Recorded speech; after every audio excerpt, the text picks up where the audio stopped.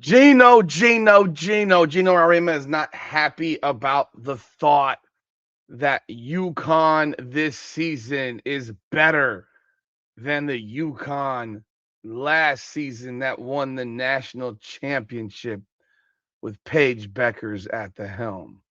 He doesn't like the thought because then maybe it devalues his precious Paige. Now, no one's going to sit here and say Paige Bueckers isn't a great player. No one's going to sit here and say that Paige Bueckers wasn't a large part of last year's national championship team. No one will even imply that. But the thought process of thinking that, I don't know, they're better this year than last year, well, I don't find that to be so out of bounds or crazy. In fact, I believe that they are better this year than last year.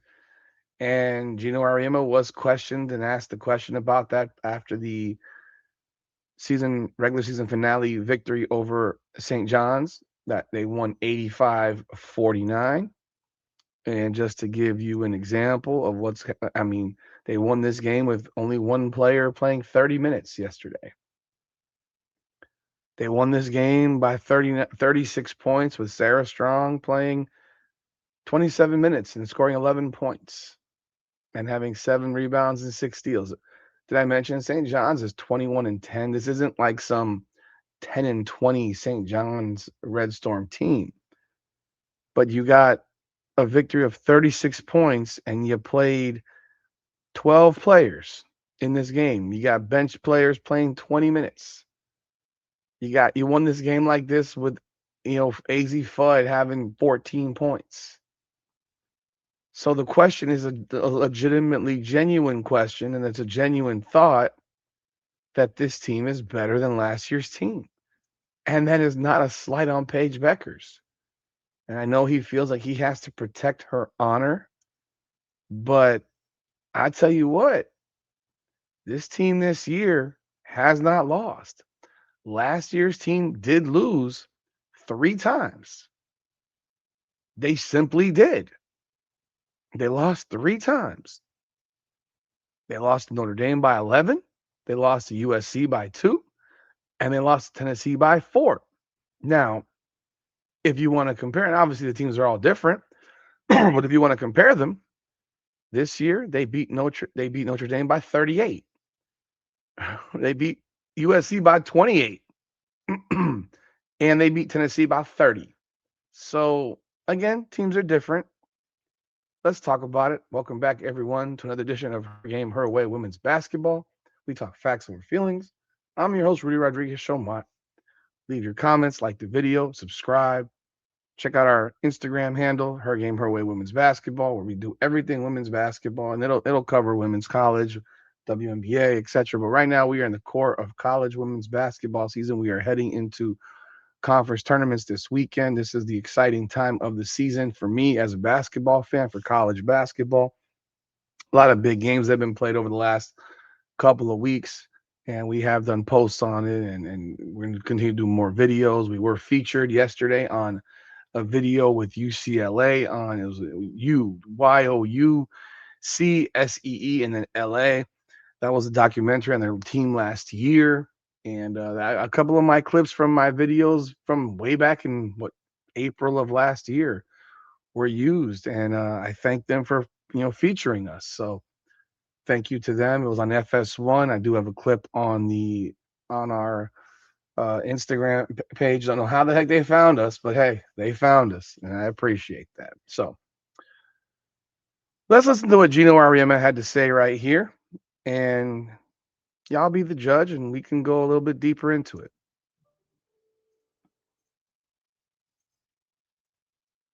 Alrighty.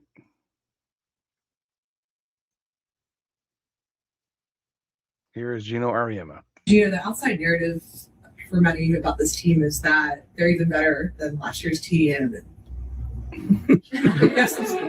You don't like that narrative? No, I don't like that narrative. I don't like that narrative. Can you explain?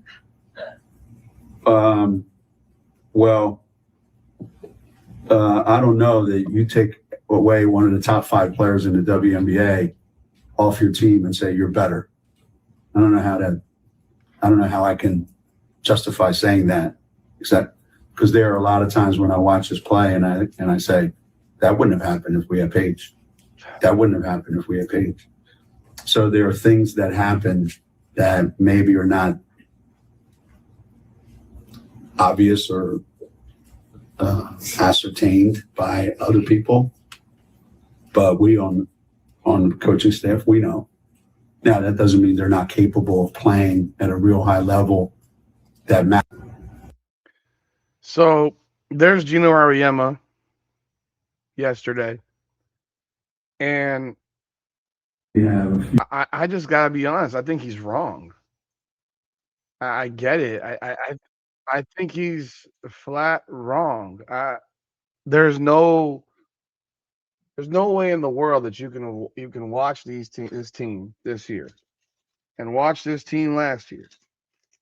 At least, again, we're talking about the duration of the season, we're not just talking about the tournament. Look, in the tournament last year, they were an absolute juggernaut. That tournament they had last year in the NCAA tournament was otherworldly. You know, from obviously not looking at Arkansas State or South Dakota State, but they laid belt to ass on Oklahoma. Paige Bueckers had 40.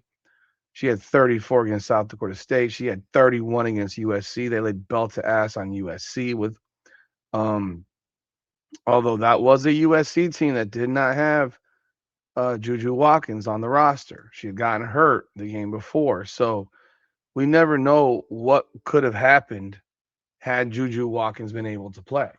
Like, we don't know. And that was a tough game. It wasn't an easy game for UConn. They did end up winning by 14, but they didn't play a full-strength USC. And they lost to a full-strength USC in this season. Again, does that mean that they wouldn't have won that game? I think that game probably would have been closer. I still think they would have won the game. But at the same time, that was the close game they played. They played UCLA a game later in the Final Four and absolutely took them behind the woodshed and beat the brakes off of UCLA. And then they smashed South Carolina again for the second time in the season. And in the Final Four, Paige Bueckers was not their best player. She was not. And that is one thing that can be said about this is that, look, she wasn't your best player out there. If I recall correctly, AZ Fudd was named MOP for the Final Four, even though Sarah Strong led them in scoring in both games in the Final Four. I'm just going to confirm that. MOP Women's Final Four. Yeah, it was AZ Fudd. She was the MOP, despite the fact that Sarah Strong was their leading scorer in both games. Sarah Strong had 24 and 15 in the national championship. I mean, that's pretty damn significant if you ask me. Now, I don't disagree. I thought AZ Fudd was the MOP. I watched the games. But when you look at a box score, you're looking like, yo, was it really Sarah Strong? But that's how good they were last year without Paige. That's how good they are this year without Paige. No one's taking away or discounting Paige's value to a basketball team. But to sit here and try to create a narrative that they can't possibly be better without her because she's a top 5 player in the WNBA, by his opinion, that's fine. I'm not even disagreeing with that either. I just find it very interesting that he's so, and this is just psychological, I'm sure, but he's so quick to dismiss. He's so quick to dismiss this team right now. I mean, this is what he does. He has to take a shit on them, because that's how he motivates people, is by shitting on them. He's always been that guy to shit on his players when they're on his team. It's just who he is, and that's fine. But this team is undefeated. This team is 31-0. They played one game under 10 points this year, and that was a 3-point win against Michigan. Other than that, they've certifiably destroyed everybody. Then they got a 14-point game versus Villanova, 15 against Marquette, 13 to start the season against Louisville. Louisville is 25-6. Like, you look at the teams that they've beaten. Michigan is 24-5. Now USC has not been that good this year, but they beat Iowa by 26, and Iowa's 24-5. Like, this team has certifiably shredded people who are supposed to be good. Top 10 teams. Tennessee, they beat them by 30 when Tennessee was ranked 15th. Now Tennessee's gone on a free fall since then. But you have even in conference, Villanova is 23-6 and 16-4 in the Big East, and they beat Villanova by 49 points. They did then beat them by 14, but they beat them earlier this year by 49 points, 99-50. They are. I mean, now some people will sit here and say, "Oh, they're not playing good teams." I get so tired of that, and I'm not even a UConn fan. Like, that's what makes it so silly. I'm not even a UConn fan. But I recognize when a team is good, and I recognize when a team is scary good. And this team is scary good. They're not good. They're scary good. Like, you're talking about right now, 31 straight wins. If you go into last year's team, if you move it back to last year, you got 6, 7, 8, 9, 10, 11, 12, 13, 14, 15, 16. So they got 47 straight wins. And unless something crazy happens, they're going to continue to win and be undefeated this season. And this team right now, and that's where it's a miss for me, is that he says this about Paige without acknowledging that he's got 2 other players who have gotten a lot better. Now, I do think AZ Fudd has limitations. I think she's just primarily a shooter. She can score the ball, but she's a shooter. But Sarah Strong is different. She's just different. You know, I mean, she's averaging 18.6 points, 7.6 boards, 3.2 steals, 1.6 blocks. She leads the team in 4 or 5 categories. Now, if you put her on another team, Sarah Strong's probably averaging 25, 26, 27 points. But because she's at UConn, her numbers are not as high. She plays less than 27 minutes a game. Just to give you a comparison. So her usage rate is way down in comparison to other perceived great players in college women's basketball. So if you look at some of the other players that you might consider to be among the best in the country as players, Hannah Hidalgo is averaging 36.1 minutes per game. She's playing basically 10 minutes more per game than Sarah Strong is. That's significant. And she's averaging 25.2 points. And she's shooting very high clip, 48% from the field. Sarah Strong shoots 59.5% from the field. That's ridiculous. Mind you, her game is a lot more, typically more, is closer to the basket, and that's fine. But she still has taken 113 threes, for which she shoots 41% from three-point range. So she's obviously getting open looks and stuff like that. But you look at a player like Hidalgo, who's a superstar. She's fantastic. But that just shows you what level Sarah Strong is at. You could go look at Michaela Blakes over at Vanderbilt. She's playing 35 minutes a game, 27.1 points per game. She's very efficient herself. But you don't have that responsibility at UConn, or Sarah Strong does not have that responsibility. And there's only one player that I would really consider at this point to be maybe the best player in the country besides Sarah Strong, and it is Michaela Blakes. And I love Hannah Hidalgo, but Michaela Blakes has Vanderbilt winning at a higher level. You know, they're just winning at a higher level. Now, mind you, I know Notre Dame got gutted by everyone leaving last year.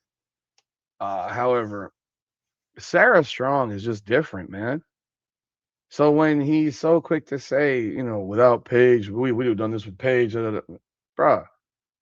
You got Strong and you got Fudd. Fudd's averaging 17.9. She's shooting 45% from three, which is ridiculous. Like I said, she's a shooter.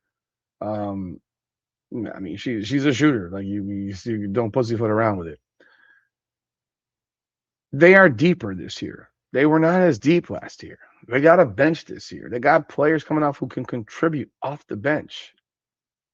And that's where I think that's what's missed from last year's team to this year's team is their bench contributes a lot more. You know, um, at a higher level.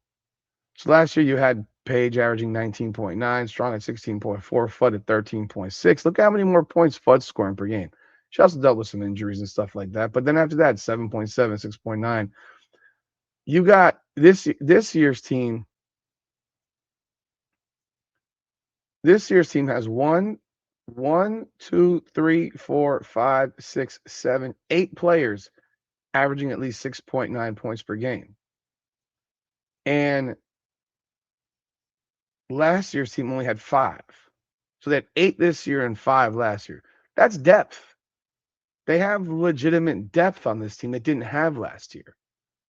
It didn't stop them having an awesome tournament run. But I think he's in this. He feels like he has to protect Paige. And I think he's wrong. This team is better. Just because Paige may have done something different last year, this team is better. This team is scarier. And Sarah Strong is probably going to leave UConn as a better player overall than Paige. She probably is. Just sitting here, I thought she was the best player on their team last season. I think Sarah Strong is why they made the run they made, largely. She was different. She was different. And remember, Paige didn't play very well in the tournament. She got bottled up pretty good. And they still laid belt to ass in both rounds against 2 great teams. So, yeah, I'm not feeling you, Geno. I know you got to protect your darling Paige, but nah, man, your team this year is better. Appreciate it, man. I know he doesn't like to do that. He'll wait till the end, and then next year he'll make some comment about the same stuff. I don't know. This need to protect Paige Bueckers is just wild to me. She's a big girl. She's in the WNBA. Great. Wonderful. Wonderful. At the same time, you can go look at USC and ask yourself, is USC bad because Juju's not on the team right now? Or is USC, and I'm going to do a video on this because I do have questions on this. Or is USC bad because Juju and Kiki Iriafen are not on the floor anymore? Because it wasn't that they just lost Juju. They lost a couple of players and a few freshmen who transferred out who probably would have been starters on this team. And there was a lot more to it. So that's the way it goes in basketball and women's ball. But Geno Auriemma, man, you're off, bro. I disagree. I think this team is. I don't think this team is just a little bit better. I think this team is a lot better. I think this team this year is a lot better.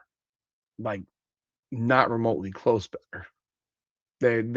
This team has been blowing people. They got 1 game under 10. And I watched that game. They played like trash. That was the one game. That was early on. If they played Michigan today, they beat Michigan by 30. Yeah, I believe 20 to 30 points. They would dog walk Michigan. Michigan's a great team. They would dog walk them. So y'all let me know y'all thoughts in the comments. Hit that like button and subscribe to the channel. That would mean so much to me. I appreciate y'all. And once again, this is Her Game, Her Way Women's Basketball, powered by Come On Now, the podcast. Come on now.